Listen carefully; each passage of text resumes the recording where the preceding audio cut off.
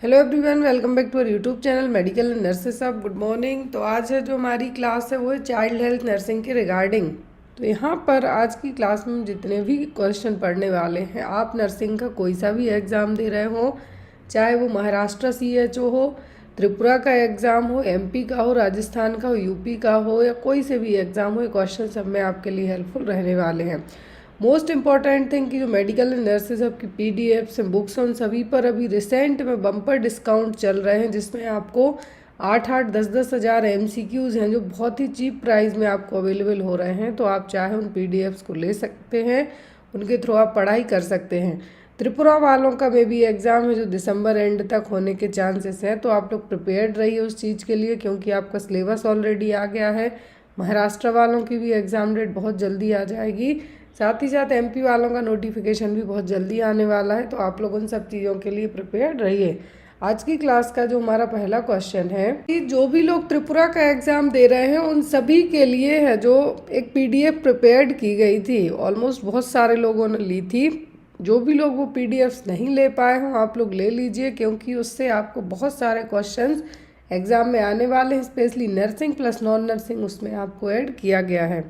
तो यहाँ पर जो हमारा फर्स्ट क्वेश्चन है आज की क्लास का, बेसिक चाइल्ड हेल्थ नर्सिंग हम कई बार पढ़ चुके हैं। आज हम पढ़ेंगे जो स्पेशली आपने चाइल्ड का जो ग्रोथ एंड डेवलपमेंट है वो कई क्लासेस में क्वेश्चन पढ़े हैं।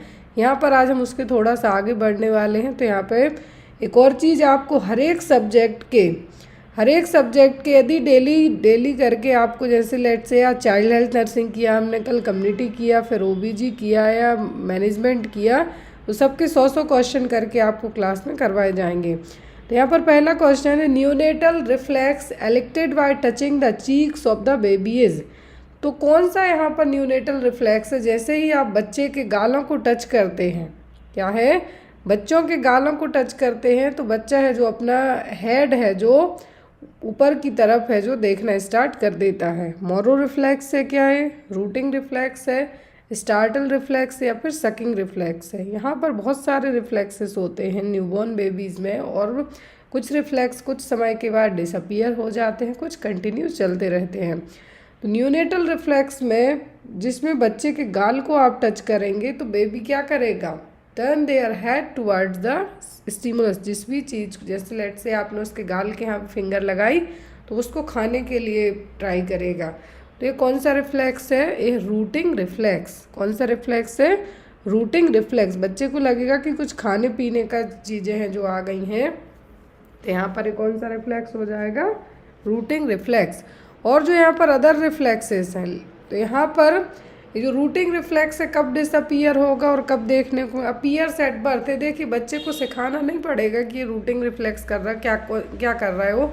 जैसे ही उसके मुंह के पास आप फिंगर, क्योंकि उसको हमेशा यही लगता है कि माँ का निपल्स है जो ब्रेस्ट मिल्क के लिए वो है, तो वो हमेशा उस चीज़ को क्या करेगा, खाने पीने के लिए अपना खाना पीना ही ढूंढता रहेगा। तो यहाँ पर infant turns head toward cheeks, stroke, searching with the mouth. फिर एक अब होगा तो appears at the birth and disappear by the 3 month. बच्चे जब 3 महीने का हो जाएगा तो वो ये चीज़ क्या हो जाएगी, अपने आप है जो डिसअपियर हो जाएगी। सकिंग मतलब चूसना एक तरीके से। तो रिफ्लेक्सिव सकिंग में निपल्स और finger is placed in the mouth. जब बच्चे के मुंह के यहाँ पर निपल्स और फिंगर रखी जाएगी तो ये क्या है, ये है सकिंग रिफ्लेक्स। ये भी बर्थ के टाइम देखने को मिलेगा, 2 से 5 महीने के बीच में अपने आप डिसअपियर हो जाएगा।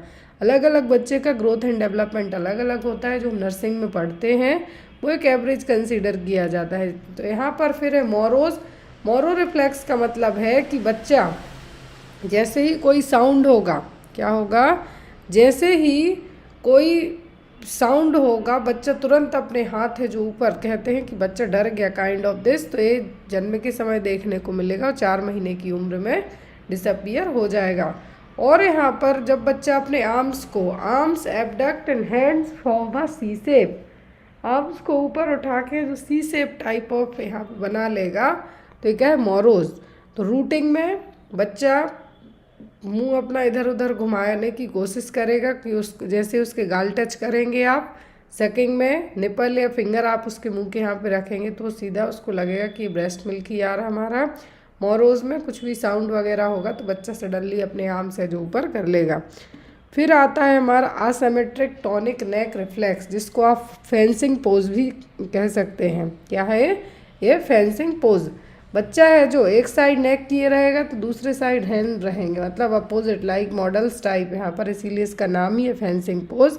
Head turns to one side causes extension of limbs on that side and flexion on the opposite side.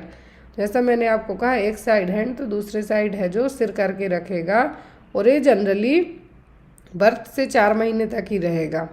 फिर आता है पाल्मर ग्रेव्स रिफ्लेक्स। तो पाल्मर ग्रेव्स रिफ्लेक्स क्या होगा यहाँ पर?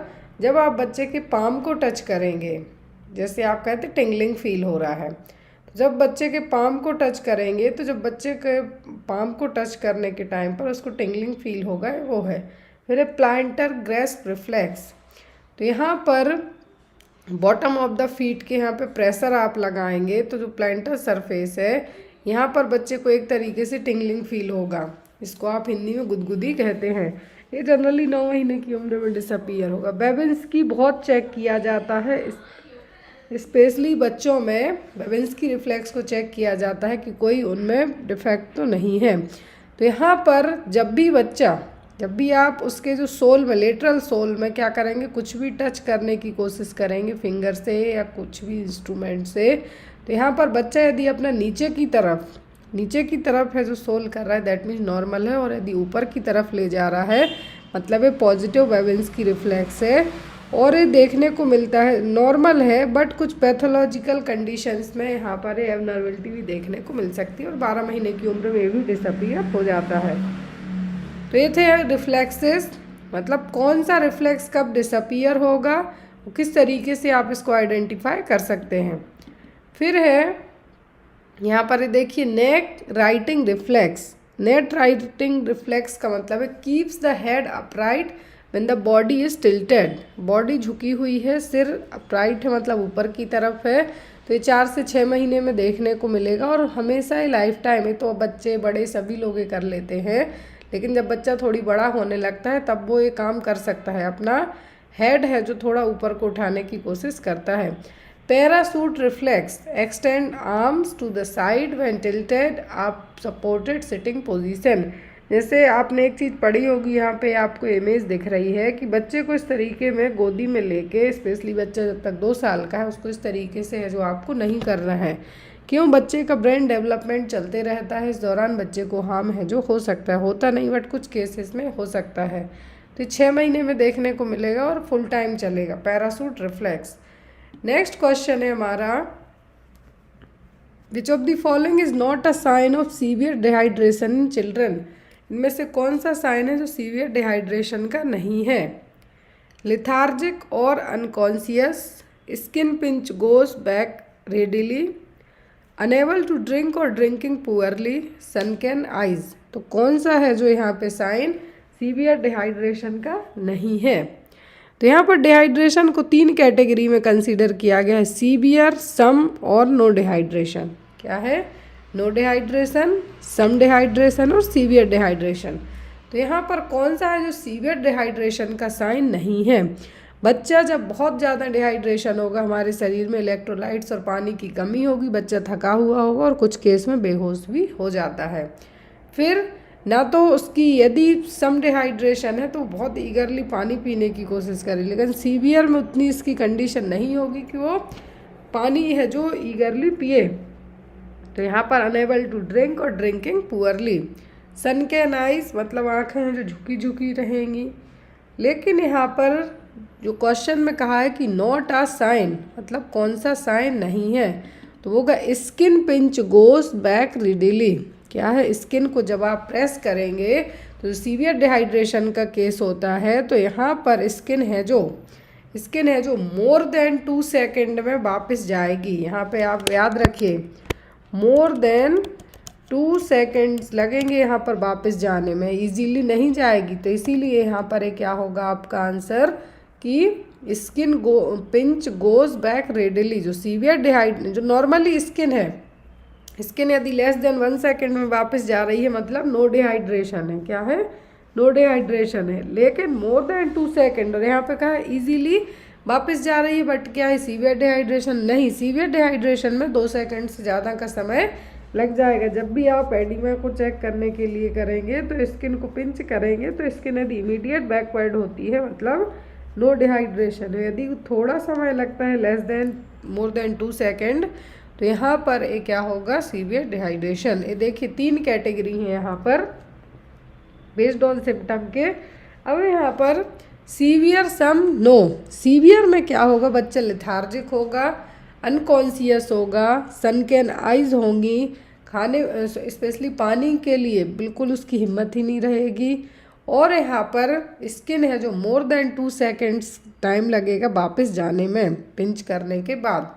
सब में क्या होगा, बच्चा रेस्टलेस होगा, इरिटेबल होगा, सनकेन आइज होंगी, ड्रिंक्स ईगरली मतलब बहुत फास्ट पानी पिएगा, skin goes back slowly less than 2 second, severe में मोर देन 2 लग जाएंगे और सब में लेस देन 2। नो डिहाइड्रेशन में कोई भी इस तरीके के जो सीवियर में और सब में साइन है वो देखने को नहीं मिलेंगे। और बच्चे का कभी कभी और भी साइन सिम्टम होते हैं जब बच्चे को डिहाइड्रेशन होगा, ड्राई म्यूकस मेम्ब्रेन हो जाएगा, सनकेन आइज होंगी, यूरिन आउटपुट नहीं हो पाएगी क्योंकि पानी ही नहीं है अंदर, ना आंसू आएंगे। नेक्स्ट इज, और यहाँ पर सबसे बेस्ट तरीका क्या है डिहाइड्रेशन को ट्रीट करने में, तो वो होता है ORS। Next one, a child with teratology of Fallot use which of the following position. यदि बच्चे को टेरेटोलॉजी ऑफ फैलेट है जो कि एक कंजेनाइटल हार्ट डिफेक्ट है तो कौन सी पोजीशन है जो उसको बेस्ट रहेगी, सुपाइन, स्क्वेटिंग, प्रोन या फिर लीनिंग फॉरवर्ड। लीनिंग फॉरवर्ड का मतलब आगे की तरफ झुका हुआ, सुपाइन मतलब स्ट्रेट लेटा हुआ, प्रोन मतलब उल्टा लिटा देना एक तरीके से। तो टेरेटोलॉजी ऑफ फैलेट में टोटल 4 डिफेक्ट इंक्लूड होते हैं, pulmonary stenosis, right ventricular hypertrophy, overriding of aorta, ventricular septal defect. तो ये 4 क्या है, टेरेटोलॉजी ऑफ फैलेट के कंबाइंड डिफेक्ट हैं। इसको 4 डिफेक्ट इसमें इंक्लूडेड होते हैं। और इसमें यदि हम हार्ट के शेप की बात करें तो हार्ट का शेप है जो बूट शेप्ड हो जाता है। क्या है, बूट शेप्ड है जो हार्ट देखने को मिलता है इसी डिफेक्ट में। अब यहाँ पर बच्चे को कौन सी पोजीशन देंगे, यदि बच्चा TOF से यहाँ पे बच्चे को TOF हुआ है तो यहाँ पर बच्चे को आप देंगे स्क्वेटिंग पोजीशन। इसको देने के पीछे का रीज़न क्या है, ताकि बच्चे को जो टेट स्पेल होते हैं, क्या है टेट स्पेल आप जिसको कह सकते हैं, या फिर हाइपर साइनोटिक एपिसोड एक तरीके से, तो उसको प्रिवेंट करने में क्या है, यहाँ पर जो राइट टू लेफ्ट संटिंग होती है, क्या है यहाँ पर राइट टू लेफ्ट संटिंग होती है, यहाँ पर ब्लड फ्लो है जो पल्मोनरी ब्लड फ्लो इम्प्रूव रहेगा और ऑक्सीजन सेचुरेशन बढ़ी हुई रहेगी, ताकि बच्चे में ड्यूरिंग द टेट स्पेल या फिर बच्चा बहुत ज़्यादा रोएगा तो उस दौरान बच्चे में क्या हो सकता है, हाइपर साइनोटिक स्पेल का आप कह सकते हैं इसको, वो होने के कारण ऑक्सीजन की सप्लाई कम हो सकती है और बच्चे को ये चीज़ जानलेवा भी हो सकती है। तो उस दौरान बच्चे को आपको किस पोजीशन में बिठाना है TOF वाले बच्चे को, तो उसके लिए बेस्ट रहेगा squatting position. Next one, calcium requirement of growing school age is about. तो कैल्शियम रिक्वायरमेंट कितनी होगी स्कूल वाले बच्चे के लिए, 1 ग्राम पर डे, 0.1 ग्राम पर डे, 1.0 ग्राम पर डे या फिर 2 ग्राम पर डे। कितनी यहाँ पे कैल्शियम रिक्वायरमेंट होगी बच्चे के लिए, तो यहाँ पर सॉरी ऑप्शन C और A आई थिंक सो कि सेम है। तो यहाँ पे आप यहाँ पर मिलीग्राम की बात कहते हैं तब आप क्या कहते हैं 1000 mg, क्या कहते हैं 1000 mg। लेकिन यहाँ पे आपकी बात किसके लिए हो रही है, पर डे के हिसाब से बात हो रही है। तो ग्रोइंग एज बच्चे में कितनी ज़रूरत होगी, तो कैल्शियम की ज़रूरत होगी ग्रोइंग स्कूल एज बच्चे में 1 ग्राम पर डे। यदि मिलीग्राम की बात होती तो 1000 मिलीग्राम से लेके 1300 मिलीग्राम तक हो सकता है, कितना 1000 से 1300 mg तक। और यहाँ पर ये हो सकता है आपका 1 ग्राम से 1.3 ग्राम पर डे। सॉरी यहाँ पर वेट में कंसिडरेबल नहीं था, यहाँ पर मुझे mg वाला याद था, बट यहाँ पे ग्राम वाले की बात हो रही है। तो 1 ग्राम पर डे, यदि बॉडी वेट के हिसाब से 1 ग्राम पर डे करेंगे तो बहुत ज़्यादा हो जाएगा। है a child with fracture having twisted bone parts, this type of fracture is. यहाँ पे देखिए बोन का फ्रैक्चर बताया गया है कि यदि बच्चे के बोन्स में फ्रैक्चर होता है, क्या है, बोन्स में फ्रैक्चर होता है, तो एक पार्ट है ट्विस्टेड है बट पूरे तरीके से ब्रोकन नहीं हुआ है, तो वो कौन सा फ्रैक्चर होगा, कंप्लीट, क्लोज्ड, इनकम्प्लीट या फिर ओपन फ्रैक्चर। तो यहाँ पर देखिए फ्रैक्चर अलग अलग टाइप के होते हैं, एज पर पैथोलॉजिकल हैं, एज पर है जो स्किन के हिसाब से स्किन ओपन हुई है नहीं, एज पर पैटर्न के हिसाब से भी होते हैं फ्रैक्चर के टाइप। तो यहाँ पर तो पूछा है कि बच्चे में फ्रैक्चर हुआ है, बोन ट्विस्टेड है, तो यहाँ पर क्या हो, मतलब यहाँ पर स्किन है जो ब्रोकन नहीं हुई है, तो वो फ्रैक्चर कहलाएगा हमारा इनकम्प्लीट फ्रैक्चर। कौन सा, इनकम्प्लीट फ्रैक्चर है। देखिए यहाँ पे अलग अलग टाइप के फ्रैक्चर हैं, बात करते हैं। तो सबसे पहले बात करेंगे क्लोज्ड फ्रैक्चर और ओपन फ्रैक्चर की। क्लोज्ड फ्रैक्चर में क्या होगा, पूरी बोन्स हैं जो ब्रोकन होंगी लेकिन स्किन कैसी रहेगी, जुड़ी हुई रहेगी, मतलब आपको इंटरनली ही हड्डियां टूटी हैं, बाहर यहाँ पे स्किन में आपको कुछ ब्लीडिंग वगैरह देखने को नहीं मिलेगी। ओपन फ्रैक्चर में बोन्स तो टूटेगी ही, बोन्स टूटेगी, डीप इंजरी भी होगी, साथ में इन्फेक्शन के चांस भी रहेंगे और ब्लीडिंग भी हो सकती, क्योंकि यहाँ पे स्किन इंटैक्ट हुई है, स्किन भी ब्रोकन हुई है। तो क्लोज्ड में स्किन क्लोज रहेगी लेकिन अंदर फ्रैक्चर हुआ है हड्डियों में, हड्डियाँ टूटी हैं। ओपन में स्किन में भी काट पीट देखने को मिलेगी और डीप वुंड देखने को मिलेगा, इसके कारण इन्फेक्शन होने के चांसेस ज़्यादा हैं। फिर आपका आता है एज पर डिस्प्लेसमेंट। डिस्प्लेसमेंट के हिसाब से जैसे कहते हैं कि बोन्स को सेट करना पड़ेगा, टूट गई हैं तो यहाँ पर नॉन डिस्प्लेस्ड फ्रैक्चर और दूसरा होता है डिस्प्लेस्ड फ्रैक्चर। जब भी हड्डियाँ टूटती हैं तो वो कुछ पीसेस में क्या है, उनका जो अलाइनमेंट है, हड्डियाँ टूटी हैं वो ठीक है, लेकिन कुछ केसेस में इधर उधर है जो टुकड़े टुकड़े कहते हैं हड्डियों को, तो वो यहाँ पे जो अलाइनमेंट है वो क्या हो जाता है, बिगड़ जाएगा और उसको हील होने में टाइम भी लगेगा और उनको रीपोजिशन भी करना पड़ेगा। तो क्या हो गया, डिस्प्लेसमेंट, मतलब एज पर हड्डियों के इधर उधर खिसकने वाला फ्रैक्चर हो गया है। फिर आपका आता है पैटर्न, जो हमारे नर्सिंग में सबसे ज़्यादा ज़रूरी है, और यहाँ पर इनमें से आपको एक ना एक एग्ज़ाम में एक टाइप का फ्रैक्चर ज़रूर पूछा जाता है, जैसे ग्रीन स्टिक। ग्रीन स्टिक यदि आपको यहाँ पर ये जो ऑप्शन है इनकम्प्लीट की जगह ग्रीन स्टिक आता तब आप इसको मार्क कर सकते थे, क्योंकि ग्रीन स्टिक भी एक तरीके का इनकम्प्लीट फ्रैक्चर ही है, जो कि बच्चों में सबसे कॉमन देखने को मिलेगा, जहाँ पर एक साइड हड्डी टूट जाएगी लेकिन दूसरी साइड से क्या रहेगी, लाइक बेंट रहेगी। जैसे पेड़ की ब्रांच है, आप दातुन जानते हो यदि जो भी लोग, तो दातुन बनाने के लिए आप क्या करते हैं, उसको लकड़ी को बीच से तोड़ते हैं, चाहे नीम की हो बबूल की हो, बट उसको टर्न करने के लिए बेंड करते हैं, हाफ हिस्सा आप उसका फेंक देते हैं। तो ऐसे ही यहाँ पर है, ग्रीन स्टिक बच्चों में सबसे कॉमन होने वाला फ्रैक्चर है, जिसमें हड्डी एक साइड से बेंट हो जाएगी टूटने के बाद। ट्रांसवर्स में क्या होगा, straight line across the bones typically at right angle to its long axis. Transverse fracture देखिए आप लोग यहाँ पे,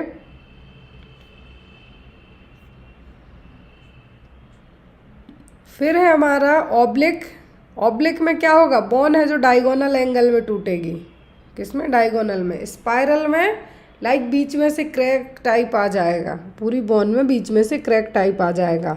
और कम्युनिटेड में बोन्स के 3-4 पीसेस हैं जो फ्रेगमेंट हैं। कम्युनिटेड का मतलब क्या है, बोन है जो 3 या उससे ज़्यादा पीस में है जो ब्रोकन हो जाएगी। कंप्रेशन में बोन एक तरीके से काइंड ऑफ चटनी बन जाएगी, क्रस्ड हो जाएगी, जैसे यहाँ पर ये देखने को मिलता है, जैसे ऑस्टियोपोरोसिस वाले में विटामिन डी की कमी हो रही है तो उसके कारण वर्टिब्रा में इस तरीके से देखने को मिलेगा। इम्पैक्टेड में कि one bone fragment is driven into another during the break, मतलब एक है हिस्सा दूसरी हड्डी में घुस गया है वो। एवल्जन में जनरली लिगामेंट और टेंडन पुल्स होने के कारण बोन्स से दूर हो जाते हैं, वो हो जाएगा। हेयर लाइन में एक तरीके से क्रैक आ जाएगा पूरी बोन में, और ये देखने को मिलता है स्ट्रेस और हेयर लाइन फ्रैक्चर जो एथलीट्स होते हैं उनमें। पैथोलॉजिकल, जैसे किसी को हड्डियों की समस्या है, जैसे ऑस्टियोपोरोसिस है या कैंसर है, बोन कैंसर, उनमें पैथोलॉजिक फ्रैक्चर होगा। तो कॉमनली आपको याद रखना है, बच्चों में ग्रीन स्टिक होगा, जो एथलीट्स हैं उनमें स्ट्रेस और हेयर लाइन देखने को मिल सकता है। वेंटिलेशन रेशियो इज, तो न्यूनेट का जो वेंटिलेशन और कंप्रेशन रेशियो है वो क्या है, सॉरी कंप्रेशन और वेंटिलेशन रेशियो 1/1, 1/2, 3/1 या फिर 1/4। तो यहाँ पर ये देखिए एज स्पेसिफिक कुछ गाइडलाइंस हैं। एज स्पेसिफिक गाइडलाइंस हैं, एडल्ट में किस तरीके से है और चिल्ड्रन इन्फेंट में किस तरीके से। एडल्ट्स का मतलब यहाँ पे आपको है जो आफ्टर 18-19 ईयर के बाद आप एडोलेसेंट एज से लेके प्यूबर्टी जो यहाँ पे है एडोलेसेंट एज से लेके बड़े उम्र तक। तो यहाँ पर यदि हम बात करें कि डेप्थ कितना होगा जब आप चेस्ट कंप्रेशन दे रहे हैं अपने हैंड से, तो मे बी एटलीस्ट 2 इंच और 2.4 इंच से ज़्यादा नहीं होना चाहिए, क्योंकि ऐसे में रिब्स डैमेज होने का चांसेस रहेगा।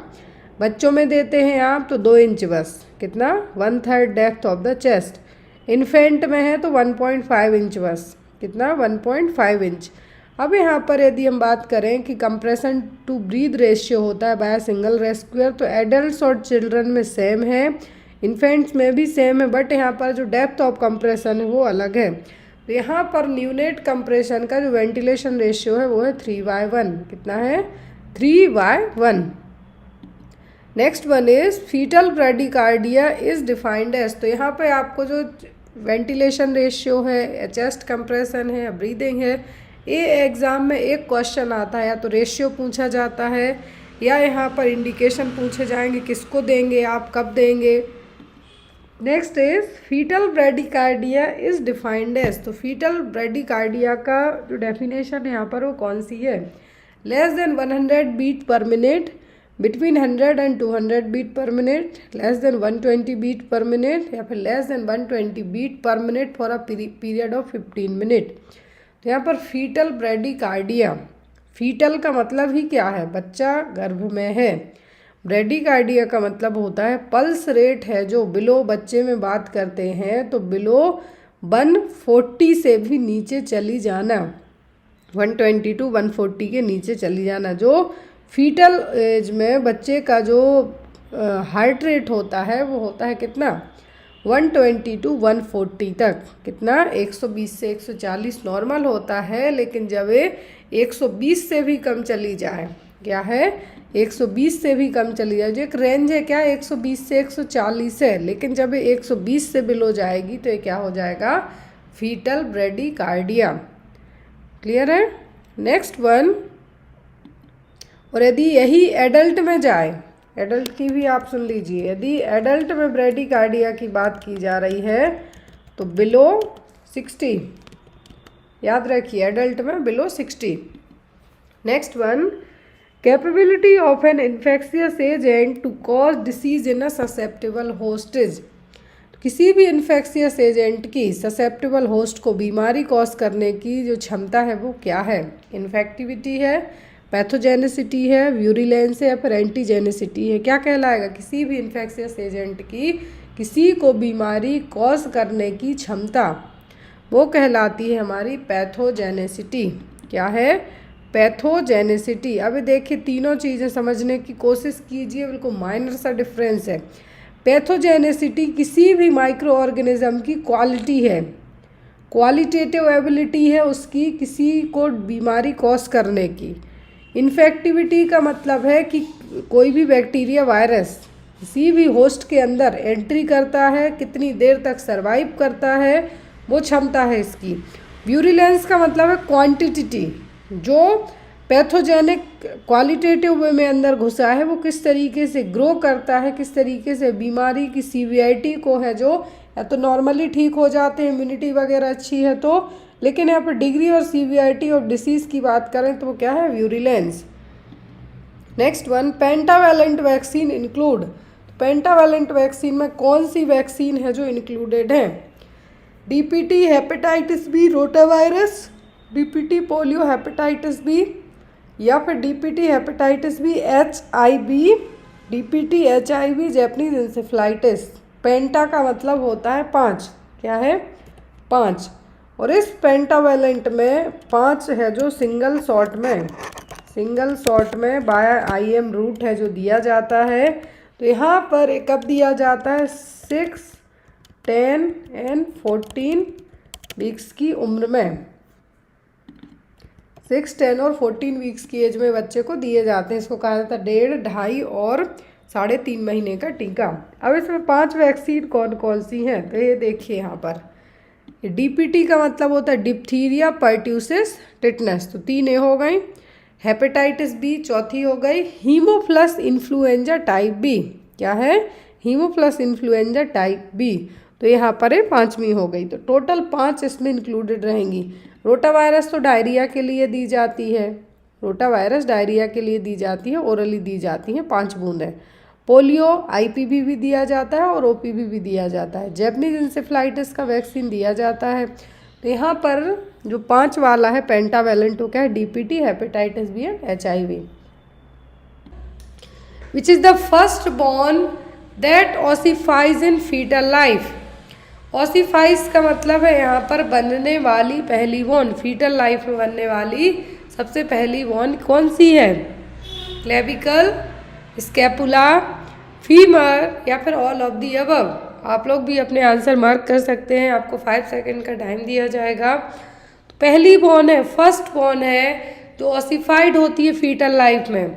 सबसे पहले तो बनती है पूरी न्यूरल ट्यूब, लेकिन फर्स्ट बॉर्न की बात की जा रही है कि सबसे पहले कौन सी बॉर्न है जो ऑसिफाइड होगी? स्कैपुला, फीमर या फिर क्लेविकल।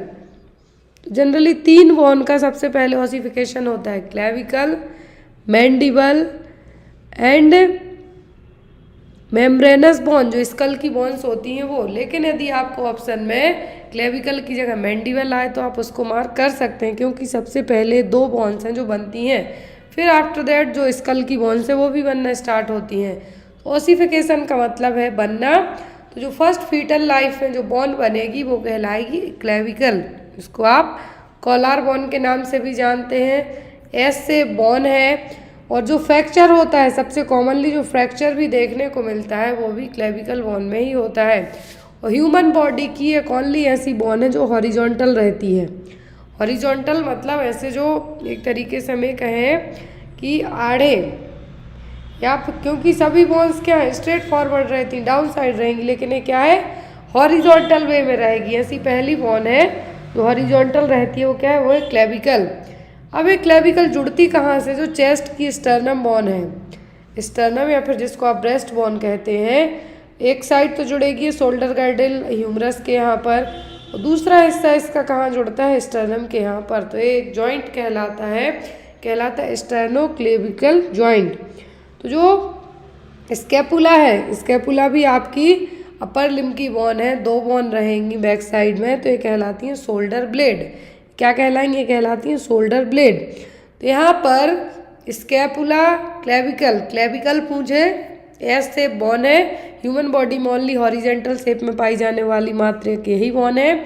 और ये 5 से 6 वीक में, 5 to 6 वीक की एज में इंट्रायूट्राइन लाइफ में, जब 5 से 6 वीक का फीटस रहेगा उस टाइम पर क्या होती है? बनना स्टार्ट होती है, ऑसिफिकेशन होना इसका स्टार्ट होगा।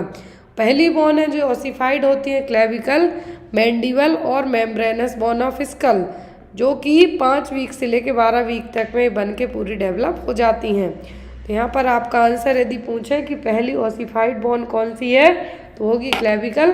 क्लेविकल नहीं है यदि ऑप्शन में तो मैंडिबल रहे तो आप मैंडिबल को भी मार्क कर सकते हैं।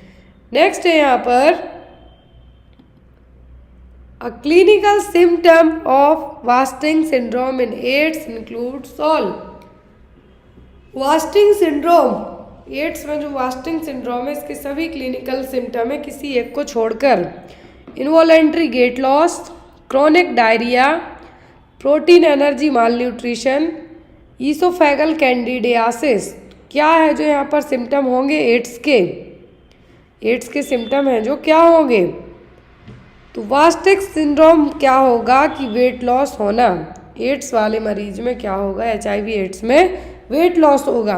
वास्टिंग सिंड्रोम का मतलब है कि पूरी बॉडी का 10% वेट है जो क्या हो जाना? लॉस हो जाना। सडनली 10% तक वेट लॉस होना वो कहलाता है वास्टिंग सिंड्रोम। इसमें सडन इनवॉलेंट्री वेट लॉस होगा। और वेट लॉस कैसे होगा? डायरिया के कारण हो सकता है। क्या है? डायरिया के कारण हो सकता है। फीवर लंबे टाइम तक रहेगा, यदि 30 दिन तक कंटिन्यू फीवर रहता है तो भी आपको कोई, यदि इवन 15 दिन तक भी कंटिन्यू फीवर है तो भी आपको कोई डिसीज है जो फाइंड आउट डायग्नोस हो सकती है। 30 दिन तक यदि लंबा फीवर रहे, डायरिया हो, इनवॉलेंट्री वेट लॉस हो, तो यहाँ पर साथ ही साथ आपका वेट लॉस तो होगा ही, फैट और मसल्स में भी लॉस होगा, या फैट प्रोटीन मसल सब कुछ लॉस होगा, पीएम की कंडीशन भी यहाँ पे डेवलप होगी। तो वास्टिंग सिंड्रोम का मतलब सडनली वेट लॉस होना। तो यहाँ पर आपका आंसर क्या होगा? Option number A, involuntary weight loss, chronic diarrhoea, protein energy, malnutrition. So here is the right answer is option number A. Wasting syndrome refers to unwanted weight loss of more than 10% of person's body weight. 10% से भी ज़्यादा body weight के वजन का loss होना, जो कि diarrhoea, weakness, fever के कारण हो सकता है। मान लीजिए यदि 150 पाउंड का मैन है, 150 पाउंड वेट है किसी पर्सन का, वेट लॉस 15 पाउंड और उससे ज़्यादा हो जाए, तो इतने जल्दी वेट का लॉस होना क्या कहलाएगा? Wasting syndrome. Next one is primary PPH occurs within hour of delivery. Primary postpartum haemorrhage है तो कितने घंटे के अंदर डिलीवरी के कंसिडर किया जाएगा?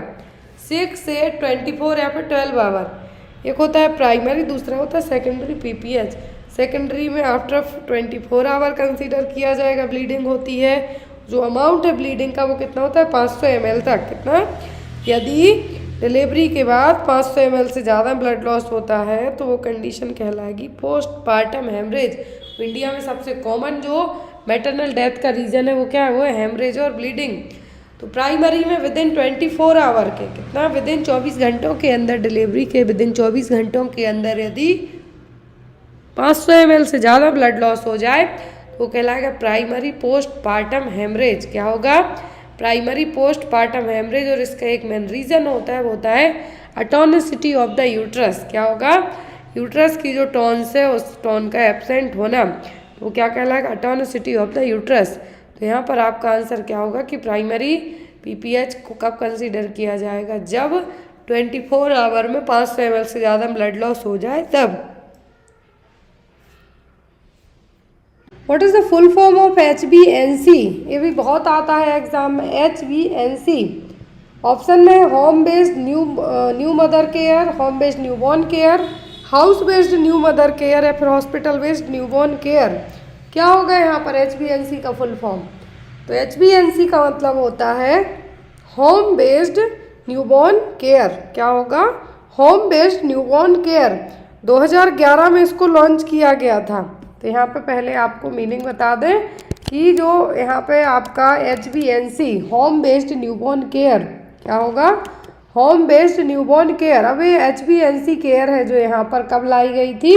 2011 में। न्यूनेटल मॉर्टेलिटी को रिड्यूस करने के लिए, न्यूनेटल मॉर्टेलिटी को रिड्यूस करने के लिए home based newborn care scheme को लाया गया था 2011 में।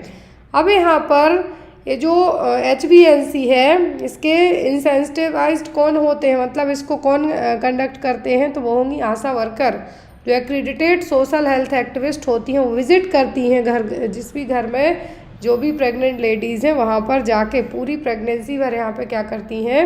यहाँ पे जो डेटा वगैरह तो रहता है वो करती हैं। लेकिन जब होम बेस्ड न्यूबॉर्न केयर की बात आती है, आफ्टर द डिलीवरी के बाद दी जाने वाली केयर, अब जो डिलीवरी यदि घर पे हो गई हैं तो उनको भी दिया जाएगा केयर, और जो हॉस्पिटल में हुई हैं घर आ गई हैं आफ्टर डिलीवरी के बाद, उनकी भी केयर यहाँ पे की जाएगी। तो यहाँ पर 42 दिनों तक की केयर, यहाँ पर कितनी, जो परपीरियम पीरियड होता है कितने दिनों का होता है? पोस्टपार्टम पीरियड और परपीरियम पीरियड 42 दिनों का होता है। क्लियर? तो अब जो यहाँ पर HbNc केयर है, क्या है? HbNc केयर है। तो यहाँ पर इस HbNc केयर में जो विजिट की बात करें, हम विजिट की बात करें, 6 विजिट की जाती हैं यदि क्या हो? इंस्टीट्यूशनल डिलीवरी हुई हो। मतलब ये आपको विजिट याद रखनी है, एग्जाम में पूछी जाती हैं कि यदि किसी की हॉस्पिटल में डिलीवरी हुई है तो जो आशा वर्कर जाती हैं विजिट के लिए, आशा वर्कर फ्री में तो जाके विजिट करेंगी नहीं। यदि हॉस्पिटल में डिलीवरी हुई है तो 3rd डे से जाके चेक करेंगे, क्योंकि शुरुआती 48 घंटे तक तो हॉस्पिटल में ही रहेगी प्रेग्नेंट लेडी और बच्चा। तो यहाँ पर न्यूनेटल मॉर्टेलिटी को कम करने के लिए 6 विजिट की जाएंगी। कहाँ पे? यदि हॉस्पिटल वाली डिलीवरी हुई हो तो कब कब की जाएंगी आशा के द्वारा वो विजिट? डे 3rd में, day 7th, day 14, day 21, day 28 और डे 42। याद रखना एग्जाम में पूछी जाती हैं। यदि इंस्टीट्यूशनल डिलीवरी होगी तो 6 विजिट, होम बेस्ड डिलीवरी होगी तो ओनली यहाँ पर जिस दिन डिलीवरी हुई वो दिन एक एक्स्ट्रा जुड़ जाएगा। 1, 3, 7, जो 6 विजिट है वहाँ पे दिन स्टार्ट हुए तीसरे दिन से, क्योंकि 48 घंटे तक हॉस्पिटल में रहे इसलिए। अब जो 7 विजिट होती होम बेस्ड डिलीवरी में, तो 1, 3, 7, 14, 21, 28, 42 ये क्वेश्चन आता है आपको एग्ज़ाम में। एएनएम में भी आ सकता है, जीएनएम में भी आ सकता है। और आशा जब पर विजिट के लिए जाएगी तो उसको पर विजिट का 250 रुपीज़ है जो प्रोवाइड किया जाएगा। वो पेमेंट आपको नहीं देनी है, वो गवर्नमेंट के थ्रू मिलती है। जो होम बेस्ड न्यूबॉर्न केयर है वो जो पेमेंट होती है वो कब दी जाती है? पर विजिट में 250 रुपये किसके लिए? आशा के लिए। क्लियर? नेक्स्ट इज का है 1 साल के बच्चे में पर डे है जो यहाँ पर अकॉर्डिंग टू वेट के कहा है, पर केजी वेट के हिसाब से कितनी कैलोरी की ज़रूरत पड़ेगी। तो पर केजी की बात करें तो पर केजी के हिसाब से 100 किलो कैलोरी पर केजी है जो कैलोरी की ज़रूरत पड़ेगी। कितना? 100 कैलोरी। यदि बच्चे का वजन 1 साल के बच्चे का वजन 10 किलोग्राम है तो उसको कितनी कैलोरी की ज़रूरत पड़ेगी? 1000 किलो कैलोरी की। लेकिन यहाँ पर केजी बॉडी वेट के हिसाब से कहा है तो कितना? 100 किलो कैलोरी पर किलोग्राम। 100 किलो कैलोरी पर किलोग्राम बॉडी वेट के हिसाब से ज़रूरत पड़ेगी। तो यहाँ पर आपका आंसर क्या होगा? 100 kilo calorie per KG. Calculated energy requirement for 1 year child is 100 kilo calorie per KG. So total calorie intake will be approximately 1000 kilo calorie per day. तो 1 साल के बच्चे में पूछते हैं तो कितना? 1000 kilo calorie per day. In case आपको एग्जाम में बच्चे का वेट दिया जाए और पूछा जाए कितनी कैलोरी की ज़रूरत पड़ेगी इस बच्चे को, तो यहाँ पर वेट के हिसाब से आप कैलकुलेट कर सकते हैं कि 1 किलोग्राम के हिसाब से 100 किलो कैलोरी की ज़रूरत पड़ेगी। तो यहाँ पर यदि बच्चे का वजन 10 किलो है, 11 किलो है, तो उसके अकॉर्डिंग आप कैलोरी कैलकुलेट करके बता सकते हैं। Next one, if a baby born at CSC in immunisation which vaccine should be administered first. यदि कम्युनिटी हेल्थ सेंटर में एक बेबी डिलीवर हुआ है तो कौन सी वैक्सीन आप उसको सबसे पहले देंगे? DPT, MMR, BCG, influenza vaccine सभी दी जाती हैं, लेकिन at the time of birth only 3 vaccine दी जाती हैं, BCG, oral polio vaccine and hepatitis B vaccine. According to option के हम जाएंगे तो आपकी जो वैक्सीन दी जाएगी वो क्या होगी? BCG vaccine. अब BCG वैक्सीन किस रूट से दी जाती है, कहाँ पे दी जाती है, तो सब चीज़ें हम देखेंगे। तो BCG वैक्सीन इंट्राडर्मली दी जाती है। ओनली एक ही ऐसी वैक्सीन है जो इंट्राडर्मल रूट से दी जाती है, लेफ्ट अपर आर्म में। BCG वैक्सीन का जो डोज होता है eight the time of birth दिया जाता है 0.05 ml। इन केस बच्चे को eight the time of birth हम BCG वैक्सीन नहीं दे पाए हैं तो उसको जो BCG का हम डोज देंगे 4 वीक का, यदि बच्चे की एज 4 वीक से ज़्यादा की हो गई या फिर 1 महीने से ज़्यादा की हो गई, तो 1 महीने से ज़्यादा की एज से लेकर 1 ईयर तक की एज तक बच्चे को जो BCG वैक्सीन का डोज दिया जाएगा वो होगा 0.1 ml। कितना? 0.1 ml डोज है जो फिर दिया जाएगा। फिर यहाँ पे बात आती है कि BCG कौन सी वैक्सीन है, तो लाइव एटेन्यूएटेड वैक्सीन है, प्रोटेक्ट करती है ट्यूबरक्लोसिस से। इसका डाइल्यूशन पूछा जाता है तो नॉर्मल सलाइन इसको डाइल्यूट किया जाता है। स्टोरेज टेम्परेचर होता है 2 to 8 degree centigrade. I hope आपको इतनी चीज़ें क्लियर हो। आप चाहें तो इसका स्क्रीनशॉट लेके रख सकते हैं, यहाँ पर लिख के रख सकते हैं। Next one, ILO international labour organisation is situated in. तो ILO का हेड क्वार्टर कहाँ पर है? स्कॉटलैंड में है, जेनेवा में है, डेनमार्क में है कि USA में है? तो इंटरनेशनल लेबर ऑर्गेनाइजेशन क्या है? इंटरनेशनल लेबर ऑर्गेनाइजेशन, इसका हेड क्वार्टर है जेनेवा में। कहाँ पर? जेनेवा में। इसकी स्थापना हुई थी 1990 में। जेनेवा में WHO का हेड क्वार्टर भी है। यहाँ पर ILO का ये लोगो रहा जो आपको एग्जाम में आ सकता है, तो लोगो बस दे देंगे कि किसका है, तो इंटरनेशनल लेबर ऑर्गेनाइजेशन का। इसकी स्थापना हुई थी 1919 में, हेड क्वार्टर स्विट्जरलैंड जेनेवा में। नेक्स्ट वन है यहाँ पर एक क्वेश्चन अभी रिसेंट में जो एग्जाम हुआ था उसमें आया था,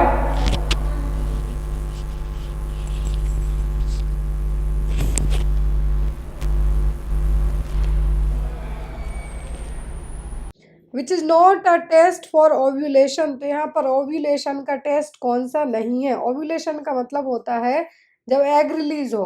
क्या हो? एग रिलीज हो। तो यदि आपकी पीरियड साइकिल 28 डेज की है, मतलब 28 दिनों में आपके पीरियड्स आते हैं, नॉर्मल साइकिल है, लेंथ साइकिल, तो आपका 14वें दिन क्या रहेगा? ओव्यूलेशन डे रहेगा। बट यदि आपको कुछ इरेगुलरिटीज़ हैं तो यहाँ पर ओव्यूलेशन का डे भी आपका क्या रहेगा? इरेगुलर ही रहेगा। तो कौन सा टेस्ट यहाँ पर नहीं किया जाता है? पहले में है फर्न टेस्ट, दूसरे में है बेसल बॉडी टेम्परेचर जिसको आप BBT के नाम से भी याद रख सकते हैं, हिस्ट्रोस्कोपी या फिर LH सर्ज। तो यहाँ पर कौन सा टेस्ट है जो नहीं किया जाएगा? फर्न टेस्ट किया जाता है। फर्न टेस्ट को कहा जाता है सलाइवा फर्न टेस्ट और ओव्यूलेशन टेस्ट। तो यहाँ पर आपका जो सलाइवा सैंपल लिया जाता है, क्या है, सलाइवा सैंपल लिया जाता है इससे एस्ट्रोजन लेवल को चेक करने के लिए। किसके लिए? एस्ट्रोजन लेवल के लिए यहाँ पर एक फर्न टेस्ट आपका हेल्प करेगा। बेसल बॉडी टेम्परेचर की बात करें तो जब भी ओव्यूलेशन डे आने वाले हैं तो यहाँ पर आपका जो टेम्परेचर वो क्या होता है, इंक्रीज रहता है। हिस्ट्रोस्कोपी नहीं की जाती। LH का लेवल क्या होता है, ए भी हाई होता है। ड्यूरिंग द ओव्यूलेशन टाइम में ए भी हाई होता है। तो यहाँ पर क्या नहीं होगा, वो होगा हिस्ट्रोस्कोपी। बाकी ओव्यूलेशन के लिए बेसल बॉडी टेम्परेचर से भी पता कर सकते हैं। ओव्यूलेशन नाउअडेज किट आने लगी है मार्केट में, उससे भी आप पता कर सकते हैं। फर्न टेस्ट से भी यहाँ पे पता चलेगा। तो यहाँ पर एक क्या है, फर्न टेस्ट। नेक्स्ट है यहाँ पर hydrops fetalis is associated with. तो जो हाइड्रोप्स फीटलिस है किसमें, सॉरी, किसके कारण होने के चांसेस रहेंगे? ऑप्शन में है हेपेटाइटिस बी, पर्वोवायरस V19, मलेरिया या फिर ट्यूबरक्लोसिस। तो हाइड्रोप्स फेटलिस या फिर हाइड्रोप्स फीटलिस है जो कि एक रेयर कंडीशन है। क्या है? रेयर कंडीशन है जिसमें फ्लूइड एक्यूमुलेट हो जाएगा। कहाँ पर? 2 फीटल कंपार्टमेंट में। देखिए यहाँ पर हाइड्रोप्स फीटलिस एक रेयर कंडीशन है, याद रखना है आपको, जिसमें बहुत ज़्यादा अमाउंट में एक्सेसिव फ्लूइड एक्यूमुलेशन हो जाएगा। एटलीस्ट 2 बॉडी के कंपार्टमेंट में, किसी भी पार्ट में हो सकता है यहाँ पर। फिर यहाँ पर जिसमें कभी कभी इम्यून आपके बच्चे की खुद की बॉडी के कारण भी हो सकता है, कभी कभी माँ के लिए यदि RH इनकम्पेटिबिलिटी है तो भी हो सकता है। लेकिन यहाँ पर यदि इन्फेक्शन के थ्रू पूछा गया है, देखिए यहाँ पर जो ऑप्शन है यहाँ पे आपको इन्फेक्शन के थ्रू है, तब पर्वोवायरस है, पर्वोवायरस V19, मलेरिया नहीं होगा यहाँ पे। पर्वोवायरस है जो V19 यहाँ पे कंडीशन कॉज कर सकता है। क्लियर है? तो यहाँ पर एक क्या है, एक होता है इम्यून हाइड्रोफिटलस, दूसरा होता है नॉन इम्यून। यदि इम्यून है यहाँ पर, क्या है, यदि आपका इम्यून है तो अदर कॉज होंगे। लेकिन यदि नॉन इम्यून है, नॉन इम्यून होगा तो यहाँ पे आपका इन्फेक्शन भी रीजन हो सकता है, कार्डियक एबनॉर्मलिटीज़ भी हो सकती हैं। तो इन्फेक्शियस रीजन में जो कॉमन रीजन होता है वो होता है पर्वोवायरस V19। यदि इम्यून की बात करें तो ये कॉमनली होता है किसके कारण? ब्लड में प्रॉब्लम होने के कारण या फिर RH इनकम्पेटिबिलिटी के कारण। देखिए दोनों टाइप दिए गए हैं, 2 कैटेगरी होती है इसकी। इम्यून हाइड्रोप्स फीटलिस जो कि RH इनकम्पेटिबिलिटी के कारण होगा, और दूसरा होता है नॉन इम्यून। क्या होता है? Non immune hydrops fetalis. तो यहाँ पे जो जनरली मेन रीज़न होते हैं, क्या, जेनेटिक कंडीशन हो सकती हैं या फिर इन्फेक्शियस कंडीशन हो सकती हैं। फिर यहाँ पर इमरजेंसी कॉन्ट्रासेप्टिव कंटेंट्स। तो इमरजेंसी कॉन्ट्रासेप्टिव जो मेडिकेशन है इनमें क्या हो सकता है? अब यहाँ पे आपकी आई पिल हो सकती हैं 72 आवर्स के अंदर जो ली जाती हैं। तो क्या कंटेंट रहेगा? एस्ट्रॉइडल, लेवोनोजेस्ट्रोल, एस्ट्रॉन या फिर PGE2, प्रोस्टाग्लैंडिन यहाँ पे होगा। क्या होगा? तो जो इमरजेंसी कॉन्ट्रासेप्टिव होती हैं इसमें कॉमन कंपोनेंट होते हैं लेवोनोजेस्ट्रॉल। क्या होता है? लेवोनोजेस्ट्रॉल रहेगा, जो कि विदिन 72 घंटे के यदि आपने अनसेफ सेक्सुअल एक्ट किया है या फिर कोई भी मेथड नहीं अपनाई है, बट आप अपकमिंग टाइम में प्रेगनेंसी को जो नहीं चाहते, अनवांटेड प्रेगनेंसी नहीं चाहते हैं, तब यहाँ पर विदिन 72 आवर के, आफ्टर 72 आवर यदि आप मेडिकेशन लेते हैं तो ये नॉन इफेक्टिव रहेगी। और यदि आप ब्रेस्ट फीडिंग मदर हैं तो आपको नहीं लेना है। नेक्स्ट है यहाँ पर drug used in ovarian carcinoma. तो यदि ओवरी में कैंसर हुआ है, कार्सिनोमा हुआ है, तब कौन सी मेडिकेशन है जो यूज़ की जाएंगी? सिस्प्लेटिन, मीथोट्रेक्सेट, साइक्लोफॉस्फामाइड या फिर डेकार्विजिन।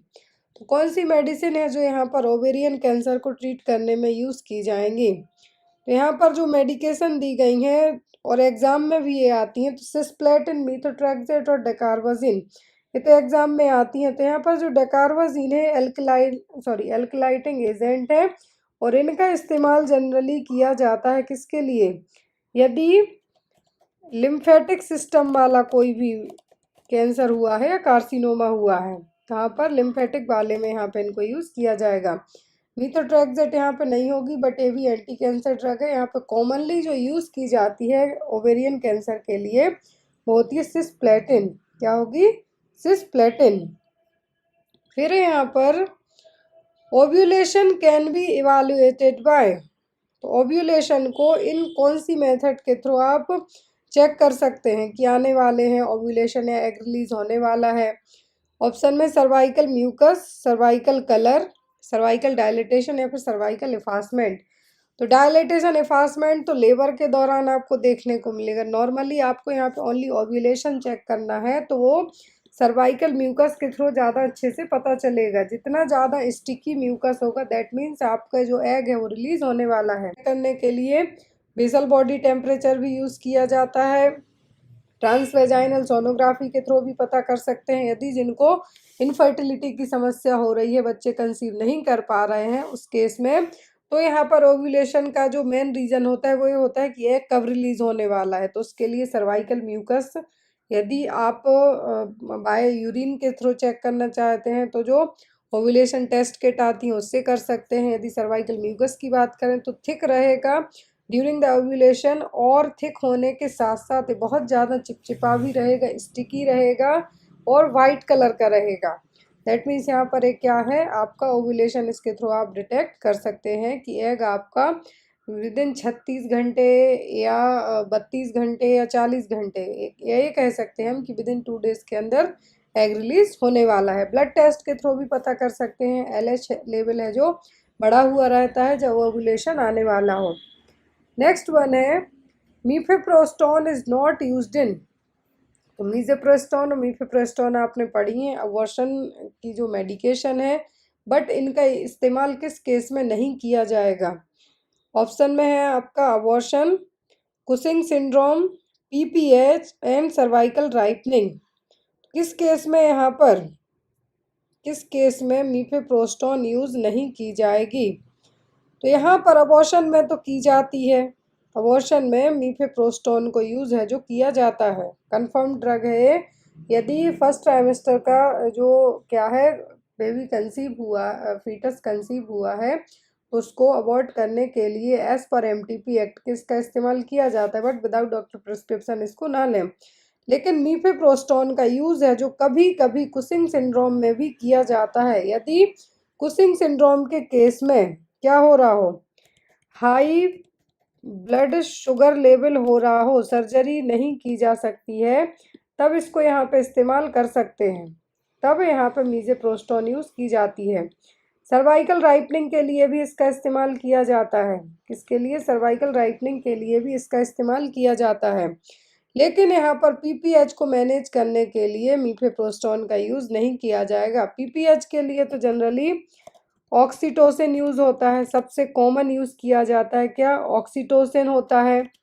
मीज़ोप्रोस्टोल हो सकता है, क्या है, मीज़ोप्रोस्टोल हो सकता है, बट मीफेप्रोस्टोन यहाँ पे नहीं होगी। मीफेप्रोस्टोन है, इसका यूज़ है जो स्पेशली यदि अर्ली प्रेगनेंसी अवॉइड करना है तो यूज़ किया जाएगा। और इसमें होता है प्रोजेस्टेरोन हार्मोन। क्या होता है, प्रोजेस्टेरोन हार्मोन। और प्रोजेस्टेरोन ज़रूरी किसके लिए होता है, प्रेगनेंसी को कंटिन्यू करने के लिए। किसके लिए, प्रेगनेंसी को कंटिन्यू करने के लिए जो नॉर्मल हार्मोन ज़रूरी है वो क्या है, वो है प्रोजेस्टेरोन। लेकिन इसमें जब प्रोजेस्टेरोन रहता है, क्या है, प्रोजेस्टेरोन के लेवल को ये क्या काम करेगा, सप्रेस करने का काम करेगा। तो यहाँ पर आपका जो मीफेप्रोस्टोन यूज़ किया जाएगा अबॉर्शन में, कुसिंग सिंड्रोम के केस में यदि हाई ब्लड शुगर हो रहा है तब इसका इस्तेमाल होगा, सर्वाइकल राइपनिंग में भी इसका यूज़ किया जाएगा। तो यहाँ पर प्रोजेस्टेरोन लेवल को कम करने के लिए मीफेप्रोस्टोन यूज़ किया जाएगा। और प्रोजेस्टेरोन ज़रूरी होता है एक टर्म कंटिन्यूस प्रेगनेंसी को आगे बढ़ाने के लिए। लेकिन जब उस हार्मोन को सप्रेस किया जाएगा, स्टॉप किया जाएगा, प्रेगनेंसी आगे नहीं जाएगी और बेबी अबॉर्ट हो जाएगा। नेक्स्ट है यहाँ पर सेंटोक्रोमैन इज़ा। तो यहाँ पर एक जो इमेज दिख रही है, एक इस तरीके की कॉन्ट्रासेप्टिव है, फीमेल ओरल, मेल कॉन्ट्रासेप्टिव, टोकोलाइटिक या फिर ऑक्सीटोसिक। तो टोकोलाइटिक्स ड्रग आपने पढ़ी होगी, टोकोलाइटिक इफेक्ट्स कॉज करती हैं जो मतलब बेबी को हम ये कह सकते हैं हार्मफुल इफेक्ट कॉज करेंगी, प्रेगनेंसी में नहीं दी जाती हैं। बट इन केस यदि प्रीटर्म बेबी होने वाले हों तब इनका इस्तेमाल किया जा सकता है। ऑक्सीटोसिन और पिटोसिन आ जाएगा, ऑक्सीटोसिन होगा। तो सेंटोक्रोमेन है सहेली, क्या है, सहेली मेथड वाली है, फीमेल ओरल कॉन्ट्रासेप्टिव पिल है। क्या है, फीमेल ओरल कॉन्ट्रासेप्टिव पिल है, इसका नाम क्या है, सहेली। नेक्स्ट है यहाँ पर most common germ cell tumour of ovary is. तो ओवरी में होने वाला सबसे कॉमन जर्म सेल ट्यूमर कौन सा है? डिसजर्मिनोमा, डर्मोइड, स्ट्रोमा ओवरी या फिर टॉक्सोप्लाज्मोसिस। ये सब कंडीशन ओवरी में होती हैं, लेकिन सबसे कॉमन जर्म सेल ट्यूमर की बात की जा रही है तो वो होता है डर्मोइड। जस्ट लाइक सिस्ट जैसे बनेगी, इसमें कैसे बनेंगी, सिस्ट जैसे बनेंगी ओवरी में। तो ये क्या है, डर्मोइड जर्म सेल ट्यूमर है। देखिए दो तरीके का ट्यूमर होता है ओवरी में, एक होता है कौन सा, डिसजर्मिनोमा, जो कि मैलिग्नेंट है। मैलिग्नेंट का मतलब स्प्रेड आउट होगा। लेकिन एक जो दूसरा सबसे कॉमन होता है डर्मोइड सिस्ट, जिसमें कभी कभी पता ही नहीं चलता कि ओवरी में जर्म सेल है जो डेवलप होना, सॉरी जर्म सेल ट्यूमर का जो डेवलपमेंट स्टार्ट हो गया है। टॉक्सोप्लाज्मोसिस तो यहाँ पर एक पैरासाइट के द्वारा होने वाला इन्फेक्शन है। तो लेकिन जो सबसे कॉमन है, सबसे कॉमन है वो क्या होगा यहाँ पर, वो होगा डर्मोइड सिस्ट। क्या होगा, डर्मोइड सिस्ट। और यहाँ पर ये जो एक और ऑप्शन दिया गया है, क्या है, स्ट्रोमा ओवरी। क्या है, स्ट्रोमा ओवरी रेयर टाइप का टेराटोमा है जो कि थायराइड टिश्यू में देखने को मिलेगा। यहाँ पर आपको जो ओवरी नाम दिया गया है तो यहाँ पे थायराइड में होने वाली प्रॉब्लम, लेकिन यदि थायराइड में प्रॉब्लम है तब उसके कारण हो सकता है। बट जो कॉमन यहाँ पे होगा, जो कि एक तरीके का क्या है, बिनाइन ट्यूमर है। और ये हम बात करें तो ये क्या है यहाँ पर, मैलिग्नेंट। आपको याद रखना है मैलिग्नेंट हमेशा स्प्रेड होता है, बिनाइन वहीं वहीं अपनी ग्रोथ करेगा, स्लो ग्रोथ करेगा। नेक्स्ट है यहाँ पर best parameter to estimate age in first trimester is. यदि फर्स्ट ट्राइमेस्टर चल रहा है तो बेस्ट इंडिकेटर क्या होगा कि बेबी की जो लेंथ है वो क्या है, या बच्चा कितना है, या फर्स्ट ट्राइमेस्टर को फाइंड आउट करने के लिए कौन सा तरीका बेस्ट होगा, crown rump length, BPD, corrected BPD या फिर हेड सरकमफेरेंस, क्या होगा। तो बेस्ट पैरामीटर होता है CRL। इसको क्या कहा जाता है, फर्स्ट ट्राइमेस्टर में चेक करने के लिए होता है क्राउन रम्प लेंथ। क्या होती है, क्राउन रम्प लेंथ। ये देखिए 3 पैरामीटर होते हैं। यदि पहले को बात करें हम, यहाँ पर मैं फिर से नोट करती हूँ कि यदि फर्स्ट ट्राइमेस्टर की बात की जाए, फर्स्ट की, तो CRL crown rump length. Second की बात की जाए तो बाई पैराइटल डायमीटर होगा, मतलब BPD। यदि थर्ड की बात की जाए तो फीमर लेंथ से सबसे अच्छा पता चलता है, किससे, फीमर लेंथ से, क्योंकि जब तक बच्चे की फीमर बोन है, जो सबसे लॉन्गेस्ट बोन है, वो भी बन जाती है। तो यहाँ पर तीनों के लिए फर्स्ट पूछा तो CRL, सेकंड पूछा तो BPD, थर्ड पूछा तो फीमर लेंथ। अब देखिए जो क्राउन रम्प लेंथ है, इसको चेक कैसे किया जाता है, सबसे एक एक्यूरेट मेथड भी कंसीडर होती है। यदि आप अपना LMP भूल गए हैं, सोनोग्राफी में आप गए बताने, अब वहाँ पे समझ में नहीं आ रहा कि कितने हफ्ते की प्रेगनेंसी है, तो इनिशियल 13 वीक्स तक का, 13 वीक्स 14 दिन तक, 13 वीक्स 6 डे हैं, मतलब एक हाई एक्यूरेसी पता करने के लिए कि कितने दिन का फीटस है, जेस्टेशनल एज क्या है, सबसे अच्छा पता चलेगा किससे, क्राउन रम्प लेंथ से, किससे, क्राउन रम्प लेंथ से। और यहाँ पर क्योंकि इस टाइम पर जो ट्रांसवेजाइनल सोनोग्राफी यदि की जाती है तो यहाँ पर अर्ली एम्ब्रियोनिक स्ट्रक्चर्स भी डेवलप होते हैं इनिशियल फर्स्ट ट्राइमेस्टर में। तो यहाँ पर CRL से अच्छा कोई भी मेथड नहीं होगी जो फर्स्ट ट्राइमेस्टर में बता पाएगी कि कितना है जो बच्चे की हाइट लेंथ हुई है। तो यहाँ पर सिफेलिक पोल से रम्प ऑफ द एम्ब्रियो, कहाँ से, सिफेलिक से लेके यहाँ पे रम्प ऑफ द एम्ब्रियो तक यहाँ पे चेक किया जाएगा। नेक्स्ट है यहाँ पर the height of a child is double the birth weight at the age of. तो बच्चे की हाइट पूछा है, वजन नहीं पूछा है, ध्यान दीजिए। बच्चे की हाइट है जो डबल कब हो जाएगी, बर्थ वेट के। लेट्स से यदि बच्चा, एक एवरेज बच्चे की हम बात करें तो 50 सेंटीमीटर का बॉर्न हुआ है, क्या हुआ है, 50 सेंटीमीटर का बच्चा बॉर्न हुआ है तो उसकी हाइट है जो डबल कितनी एज में होगी? लेंथ 50 सेंटीमीटर है, जब वो बॉर्न हुआ है तो उसकी जो लेंथ है, लंबाई है, डबल हो जाती है मोस्ट ऑफ दी कितने साल में? 3 से 4 साल में। यहाँ पे आपको 3 to 4 ईयर भी आप याद रख सकते हैं, 3 to 4 ईयर में डबल होती है। लेकिन जब यदि आप बच्चे के वजन की बात करते हैं, यदि बच्चे के वजन की बात करें हम, तो शुरुआती 10 दिनों तक बच्चे का वजन क्या होता है? 10 परसेंटाइल तक कम हो जाता है। क्यों? डायूरेसिस के कारण। किसके कारण? डायूरेसिस के कारण। लेकिन बच्चे का वजन डबल होने की बात करें हम तो 5 to 6 मंथ में हो जाएगा। ट्रिपल की बात करें तो 1 साल में हो जाएगा, और 4 गुने की बात करें तो 2 साल में हो जाएगा। यहाँ पे देखिए लिखा भी हुआ है, डबल होता है 5 से 6 महीने में, ट्रिपल हो जाएगा 1 साल में, और क्वाड्रिपल मतलब 4 गुना हो जाएगा 2 साल में। बच्चा यदि 2.5 किलो का पैदा हुआ है तो डबल उसका वजन 6 महीने में हो जाएगा, 5 केजी हो जाएगा। एक Indian normal healthy term baby की हम बात करें, 2.5 केजी से 3.5 केजी तक के बॉर्न होते हैं। तो यहाँ पे डबल, ट्रिपल, क्वाड्रिपल 4 गुना 2 साल में हो जाएगा। बट हाइट है जो ऐसे नहीं बढ़ेगी कि बच्चे की हाइट 6 महीने में डबल हो जाए। हाइट है जो यहाँ पर स्लोली बढ़ेगी। 1 साल में कितना? 50%। कितना? यदि बच्चे का वजन बच्चे की लंबाई 50 सेंटीमीटर के साथ वो पैदा हुआ है तो उसकी हाइट है जो डबल होने में उसको मे बी 3 से 4 साल तक का समय लग जाएगा। तो यहाँ पर 1 साल में कितना? 50% बढ़ेगी, दूसरे में 75, तीसरे चौथे में जाते जाते तीसरे साल से हाइट थोड़ा स्लो होती है। जब चौथे साल तक पहुँचेगा तब बच्चा अपना 100 सेंटीमीटर हाइट को कवर कर पाएगा।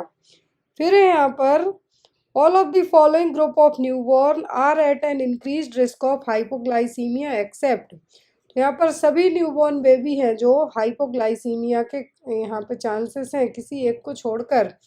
Birth asphyxia, maternal diabetes, large for gestational age, term AGA baby on exclusive breast feeding. तो सभी न्यूबॉर्न बेबीज को चांस है हाइपोग्लाइसीमिया होने के, किसी एक को छोड़कर। बर्थ एस्फेक्सिया रीजन हो सकता है। लार्ज साइज बेबी नॉर्मल है, यदि माँ को क्या हुआ है यहाँ पे डायबिटीज रही है तब, तो हाइपोग्लाइसीमिया बच्चे को होगा ही होगा। तो यहाँ पे लार्ज साइज बेबी होते हैं यदि जेस्टेशनल डायबिटीज है तो। अब यहाँ पर जो according to gestational age, term AGA का मतलब है अकॉर्डिंग टू जो जेस्टेशनल एज बेबीज हैं, तो यहाँ पर उनका जो बर्थ वेट है, क्या है? बर्थ वेट है शुरुआती टाइम पर क्या होता है? कम होता है। तो यहाँ पर 10th एंड 90 परसेंटाइल तक होते हैं यहाँ पे बच्चे, 10th और 19th परसेंटाइल तक जो एजीए बेबी होंगे तो यहाँ पर उनको भी यहाँ पे चांसेस रहेगा। लेकिन यदि मैटरनल डायबिटीज़ है तो यहाँ पर एक्सेप्शनल फैक्टर में आपका जाएगा। किसमें? एक्सेप्शनल फैक्टर में ये आपका जाएगा। फिर है यहाँ पर आपको question, the following are recognised sign of raised intracranial tension in a 9 month old infant with hydrocephalus except. देखिए यहाँ पे बच्चे की उम्र कितनी दी गई है? 9 मंथ है जो बच्चे की उम्र दी गई है। बेबी है, 9 मंथ का इन्फेंट है और उसको हाइड्रोसेफेलस है। हाइड्रोसेफेलस में क्या होगा? लार्ज हेड का बेबी हो जाएगा, आईसीपी बढ़ जाएगा, सीएसएफ ऑक्यूमुलेट होगा। तो सभी साइन है किसी एक को छोड़कर। Bulging fontanelle, increased in head size, papilloedema या फिर सनसेट साइन। सनसेट साइन देखने को मिलेगा ही मिलेगा। हेड साइज बढ़ जाती क्योंकि सीएसएफ एक्यूमुलेट होगा। फॉन्टेनेल भी वल्ज रहेंगे, आगे की तरफ रहेंगे क्योंकि शुरुआत में फॉन्टेनेल क्लोज नहीं होते हैं।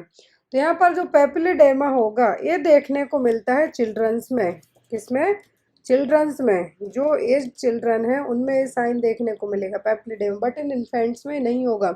इन्फेंट्स में जो साइन देखने को मिलते हैं, bulging fontanelle, rapid increase in head circumference, that means head size large रहेगी, स्कैल्प बेंस विजुअलाइज होंगी, प्रोमिनेंट का मतलब प्रॉपर दिखेंगी, बच्चा वॉमिट करेगा, क्राई भी करेगा, लिथार्जिक भी रहेगा।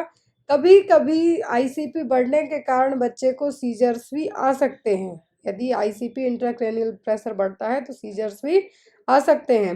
सनसेट आई भी देखने को मिलेंगी, आंखें नीचे की तरफ जाएंगी, झुकी झुकी रहेंगी और यदि हम बात करते हैं पेप्लिडेमा की, तो यदि जो बड़े बच्चे हैं उनमें ये देखने को मिलेगा, बट इन इन्फेंट्स में ये नहीं होगा। फिर यहाँ पर pulmonary plethora is seen in all except, pulmonary plethora सब में देखने को मिलेगा किसी एक को छोड़कर। Ventricular septal defect, atrial septal defect, Fallot of tetralogy और टेरेटोलॉजी ऑफ फैलेट पढ़ सकते हैं आप, और पीडीए पेटेंट डक्टस आर्ट्रियोसस। तो पल्मोनरी प्लेथोरा देखने को मिलेगा किसी एक को छोड़कर। तो पल्मोनरी प्लेथोरा का मतलब होता है कि जो पल्मोनरी वेस्कुलरिटी है या फिर परफ्यूजन है वो क्या रहेगा, हाई रहेगा। क्या रहेगा, वेस्कुलरिटी बढ़ी हुई हो या फिर पल्मोनरी परफ्यूजन हो, तो चेस्ट एक्सरे में कंडीशन देखने को मिलेगी। और ये देखने को मिलती है जनरली कंजेनाइटल हार्ट डिसीज के एएसडी में, पीडीए में, वीएसडी में। लेकिन आपका जो टेरेटोलॉजी ऑफ फैलेट है उस केस में देखने को नहीं मिलेगा। कुछ इन सम केसेस में साइनोटिक कंजेनाइटल हार्ट डिसीज में देखने को मिलेगा, लेकिन ना के बराबर। तो यहाँ पर भी आप क्या कह सकते हैं कि फैलेट ऑफ टेरेटोलॉजी और टेरेटोलॉजी ऑफ फैलेट में देखने को नहीं मिलेगा। यहाँ पर तो होता है बूट शेप्ड हार्ट। नर्सिंग के हिसाब से यदि हम अंदाजा लगाएं तो यहाँ पर आपको एग्जाम में जो क्वेश्चन बनता है सबसे कॉमन वो होता है टेरेटोलॉजी ऑफ फैलेट में बूट शेप्ड हार्ट। नेक्स्ट है यहाँ पर for NRR to be 1 couple protection rate should be, CPR कितना होना चाहिए यदि NNR 1 आई है तो। CPR कपल प्रोटेक्शन रेट है, यहाँ पर कार्डियोपल्मोनरी रिससिटेशन नहीं है। तो यदि NRR 1 है तो कपल प्रोटेक्शन रेट 60% होना चाहिए। कितना होना चाहिए, 60%। फिर यहाँ पर small pox vaccine was invented by, तो स्मॉल पॉक्स वैक्सीन की खोज किसने की थी, लुईस पास्चर ने, एडवर्ड जेनर, पाउल एग्नी या फिर जॉनसनो। ये सभी जो यहाँ पर माइक्रोबायोलॉजिस्ट के नाम दिए गए हैं, अलग अलग एग्जाम में अलग अलग तरीके से आते ही हैं। जैसे जॉनसनो को फादर ऑफ एपिडेमियोलॉजी कहा जाता है। स्मॉल पॉक्स के लिए कौन है यहाँ पर, तो वो एडवर्ड जेनर, जिन्होंने सबसे पहली फर्स्ट वैक्सीन की खोज की थी। ये भी आपको याद रखना है, जो फर्स्ट वैक्सीन की डिस्कवरी हुई थी वो थी स्मॉल पॉक्स वैक्सीन, और खोज किसने की थी, एडवर्ड जेनर ने। फिर है यहाँ पर first disability census is done in the year.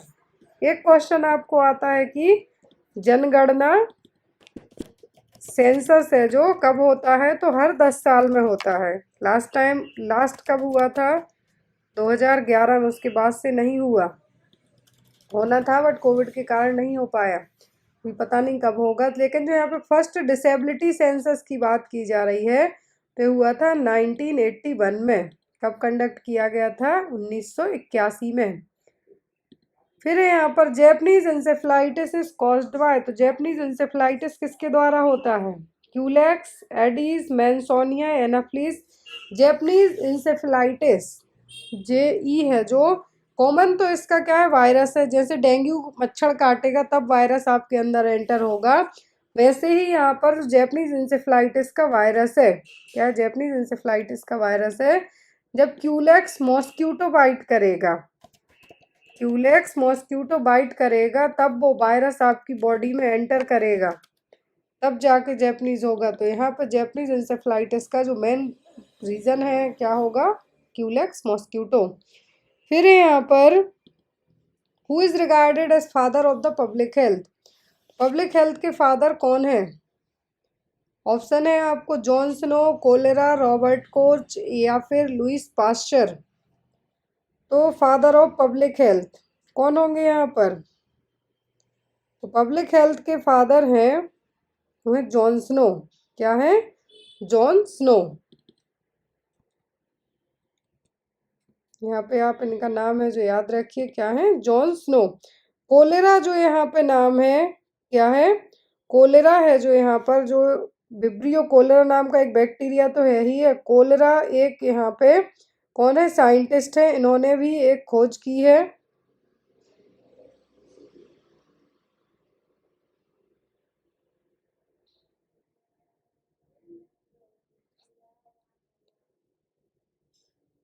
Next है यहाँ पर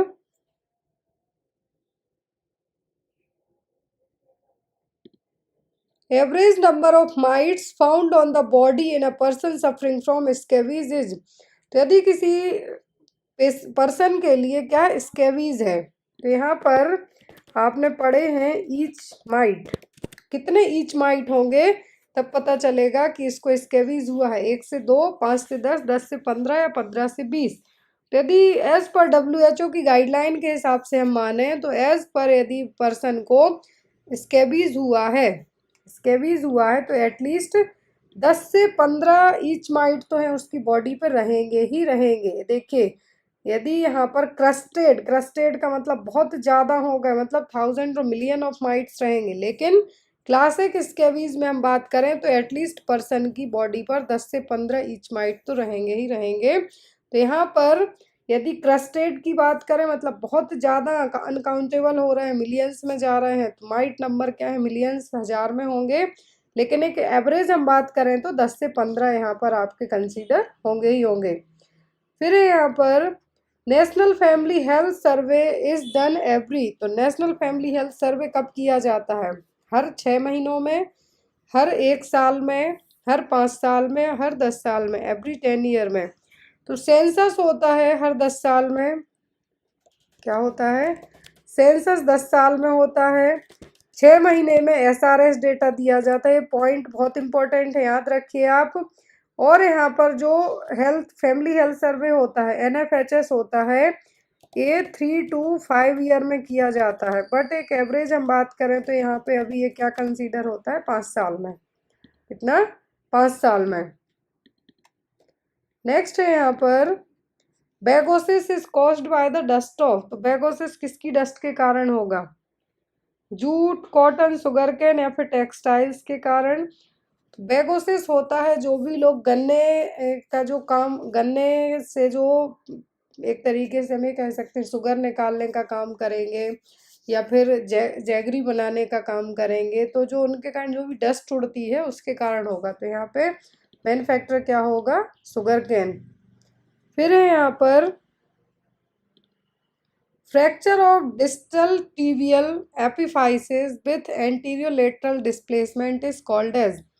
डिस्टल टिबियल एपिफाइसिस के साथ साथ जो एंटीरियोलेटरल पार्ट है क्या कहलाएगा? कौन सा फ्रैक्चर होगा? पॉट्स, कॉटन्स, ट्राइप्लेन फ्रैक्चर या फिर टीलियक्स फ्रैक्चर। तो यहाँ पर जो फ्रैक्चर कहलाएगा वो होगा टीलियक्स फ्रैक्चर। यहाँ पे आपको एग्जाम में इमेज बेस्ड क्वेश्चन में भी आ सकता है। अब एक क्वेश्चन आपके लिए है, आंसर कमेंट बॉक्स में दीजिएगा, जो नेक्स्ट क्लास होगी उसमें इसका आंसर आपको बताया जाएगा। TB of spine most commonly affects. यदि ट्यूबरक्लोसिस स्पाइन में होती है तो स्पाइन के कौन से एरिया को सबसे ज़्यादा अफेक्ट करेगी? लंबर वर्टिब्रा को, सर्वाइकल को, थोरेसिक को या फिर सैक्रल को? इसका आंसर आप लोग कमेंट बॉक्स में देना। इसके आगे की जो क्लास होगी उसमें इसका आंसर आपको दिया जाएगा। और जो भी आपके डाउट वगैरह रह जाते हैं क्लास को लेके या PDF वगैरह को लेके, तो आप बेझिझक होके पूछ सकते हैं। Thank you, bye bye.